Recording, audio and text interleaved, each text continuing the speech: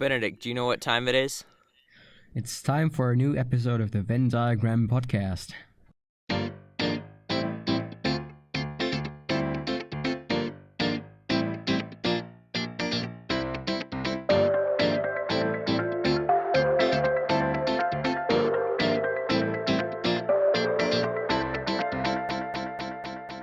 Today on the Venn Diagram Podcast, we're going to be talking about the time difference between America and Germany. Now, we're not talking about the 8-hour time difference, but how time functions in the two countries. Yeah, so in the America, you would have the system that you guys listening to the podcast are probably more familiar with. That is the AM/PM system. But in Germany, there's actually no such thing. We have a 24-hour system, so if you were to count the 3 p.m. American notation, you would say 15 Uhr, which would be the German version. That's kind of weird. It would be 15 clock. 15 clock. So 15 o'clock would be the American thing. That's something that people in Germany sometimes get wrong. And they say, in Germany it would be wie viel Uhr ist es? And that would literally translate to how much clock is it? Well, you could actually say 3 Uhr, and if your Counterpart? Yeah, counterpart, your conversation partner would know that you are talking about the afternoon, then you could use 3 Uhr, which would then translate to 3 p.m. And if the person you're talking to would know that you would mean the morning, then it would translate to 3 a.m. So what you're saying is within the context of the conversation, you don't necessarily have to say 15 o'clock to talk about 3 p.m. So if you're going to say, I'm playing soccer at 3 o'clock, but obviously you're not going to be playing soccer at 3 in the morning, so that would work. Yeah. Okay. So in America, 24-hour time is called military time, probably because it's what the military uses. But how you say it is like 6 o'clock in the morning would be 0600 hours. Because if you wrote it out, it would be 0600, 0600 hours. And then like 11 o'clock at night is 2300 hours because it's 2300. So that's kind of our version of that. And I have military time on my phone because I want to be able to just have the time down and not have to do the minus 12 thing to get the actual time in AM and PM. Yeah, that's a great way to get the transition. I have a question. What does PM and AM actually mean? What are the acronyms for that? Or what are those the acronyms for? It's Latin, your favorite subject, for ante-meridium and post-meridium. So that means before and after midday. So the weird part about AM and PM is you get confused with the 12s. So 12 a.m., you always think of AM as the morning, but 12 a.m. is actually midnight because 11:59 p.m. is 1 minute before midnight, and then as soon as you hit 12 a.m., then it becomes the next day. And then 12 p.m. becomes the afternoon, but it's still the same day. And you think of, okay, p.m. is nighttime, it's afternoon, so 12 p.m. must be midnight because it's nighttime, and then 12 a.m. must be during the day, but it's not because if you had 12 p.m., that means 12:01 would have to be 12:01 p.m., and then 1 a.m. would be the new day, and that's just not how it works. I think we messed it up once, or I messed it up, when we were in the Among Us group, and I asked you if you wanted to go at 12 a.m. Well, I thought that would be 12, the middle of the day at your time, but it actually was midnight, and you responded with probably not. I don't want to keep my sister up by talking, but thanks anyways. I just remembered that and searched it up. But yeah, that's ways to confuse Germans. Yeah, so that's actually kind of what I was thinking about too. But last night it was bedtime, right? And I'm thinking, oh, because what I like to do is whenever I'm thinking to myself or whatever, I always try to translate it to German and say, okay, what would this be in German? That's just a thing I do. I was thinking, okay, it's bedtime. Could I say bedtime in German? Because the literal translation would be Bedside. But is that a cultural thing in Germany where you say it's bedtime, it's lunchtime? Are there specific words for that? And what are they?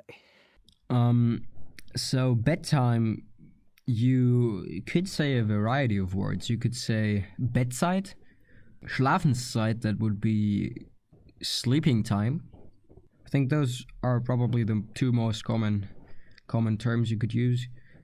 Lunchtime would be Mittagessen, which would be noon eating. So when you're eating around noon, you're having Mittagessen. And dinner would be Abendessen, so straightforward evening eating. So they're eating at the evening. In the morning, it would be Frühstück, which would früh translates to early, and Stück. I don't actually know why it's Stück there. I don't know. It's früh is early, but I don't know what the. I don't think that Stück has anything literal to it. But yeah, when you're eating in the morning, it's Frühstück, and then you're frühstücking, or dann frühstückt man. So you're eating in the morning. And sometimes, I think more commonly in Bavaria, the noon eating would be Brotzeit, which is bread time. Bread time. And yeah, bread time would be. It actually, you can, in Bavarian restaurants, you can get bread time, which is then kind of a plate where there's bread and stuff like salami, or, well, what's that? Schinken, Charcuterie. ham. Yeah, and yeah, charcuterie. So, and Leberwurst, which is liverwurst, and stuff like that, and it's all on a plate, and then you can do your own thing. I've never had Brotzeit because I think it would be a pretty dull thing to eat if you can eat better stuff. But I think if you're in Bavaria, you should eat something like. We've been on a class trip to Munich once, and Florian, he wanted to, or that was one of his main goals that he wanted to accomplish in Munich, go to a traditional Bavarian restaurant.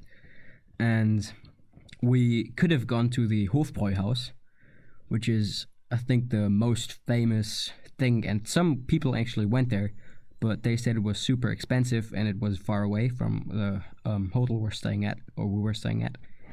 And he looked at a very, I think, like 2 weeks in advance, he looked up every Bavarian restaurant and compared them. That's hilarious. And then he found one, and he thought that was the one that was the best and the closest. And then we went there. It was called the Görreshof, and it was pretty good. I think the fun thing is we didn't have beer there. We had, I think he had apple juice. He had apple juice and I had passion fruit juice.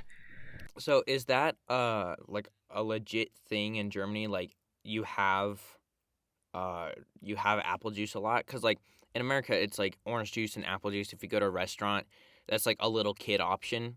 Like, do adults and like teenagers have apple juice a lot at restaurants, or was that like a joke? No, we're just. Well, that was one of the things they had there, and they didn't have stuff like soda and stuff, and we weren't old enough to buy beer there. So we went for that, and the fun thing is that they actually, I don't know if they put some like beer at the top, but it looked like beer because it had the foam on it. So I took a picture of it. It was pretty funny. Yeah, and they had really good food, Bavarian stuff. So I think Semmel Knödel with, I don't know what I had. I think lamb or something. Yeah, that was after some time. So at the um when we got them, they had like the foam to the top. It looks like a beer mug too. Yeah, it is a beer mug. So they don't have any other things than a beer mug. How do you say beer mug? Bierbecher? Bierglas. Bierglas. Beer glass. I just looked up the route from where you live to Munich. It's 3 hours away. And you guys stayed in a hotel? Was that your whole class? Yeah, the whole at that time ninth grade went there. So it was like a field trip then, like Yeah. almost a field trip. So we That's went there crazy. to visit. It was a history trip, so we went there to visit Dachau. And the in Munich, the NS Dokumentationszentrum. So it's crazy to me that your class took a 3 hour field trip away from your school and then spent the night. Like I've only ever done that once, and it was during like spring break, and there were a ton of parent chaperones. And I mean, obviously you guys didn't have a ton of supervision. How does that work? Like, were there parent chaperones? Like, what was the supervision during that field trip? There were three teachers for the whole ninth grade. Which was how many kids? 20 kids by four. So 80 kids. 80 kids to 3 teachers? Yeah. So yeah, they let us. I think we had to be at the hotel at I think 20. Well, no, 23. 11 p.m. Is there like a buddy system or something?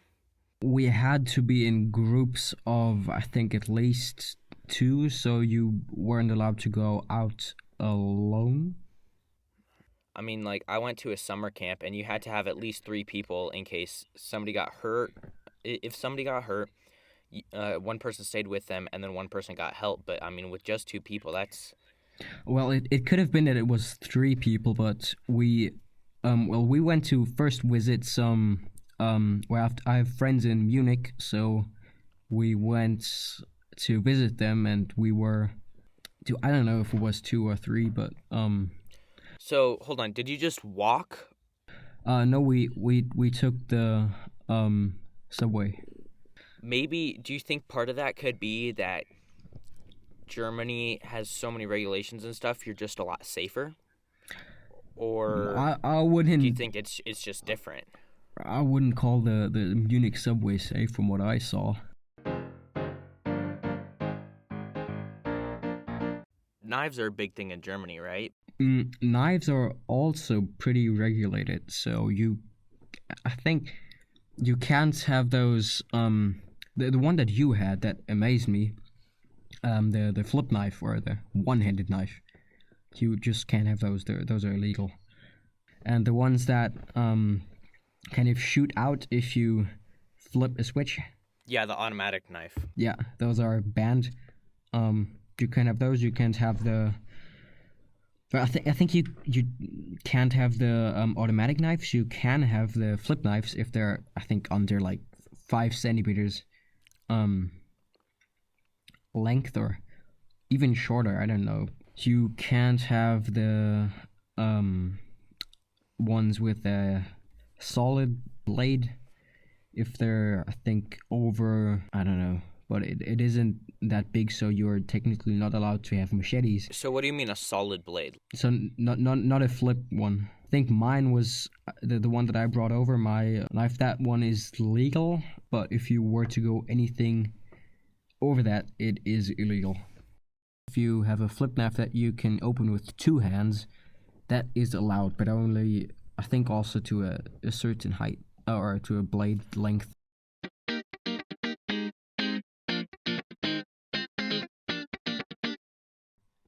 Thanks for listening to the Venn Diagram Podcast. You can find us on YouTube at the Venn Diagram Podcast and at the same name on Anchor and Google Podcasts.